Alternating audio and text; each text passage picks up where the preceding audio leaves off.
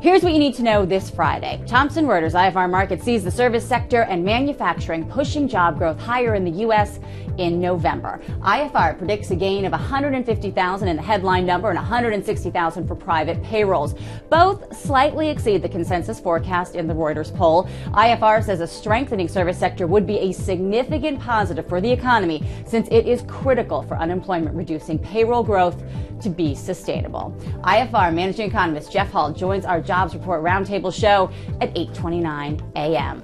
Portugal, Spain, and Ireland CDS are narrowing today, while bond yield spreads between Spain and Germany fall to their lowest level in 10 days. Traders attribute the stabilization to continued bond purchases by the ECB.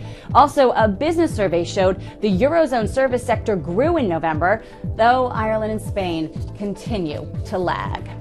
Watch out for more interest rate hikes from China. Today, Communist Party leaders said the country will shift to a prudent monetary policy from a loose stance. Reuters Breaking Views points out while Beijing is talking about tightening monetary policy, it is also pledging more public spending. These contradictory goals may compromise the ruling party's ability to contain inflation, while hiking interest rates will put more upward pressure on the yuan. Brazil is trying to clamp down on money flows as well. This morning, the central bank raised reserve requirements on bank deposits. Reserves on term deposits go to 20% from 15%, while the additional requirement on demand deposits was raised to 12% from 8%. The central bank's president said the higher requirements will help avert excessive growth in lending and prevent a possible bubble in credit markets.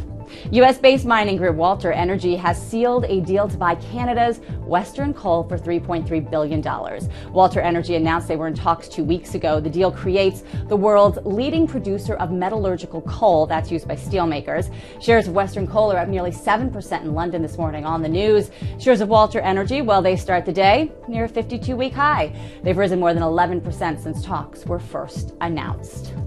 And finally, bad weather brings out either the best or the worst in people. In Britain, snow has paralyzed normal modes of transportation like planes and trains. Some are taking advantage of the opportunity by getting in a little skiing and sharing the great outdoors with walkers and hikers.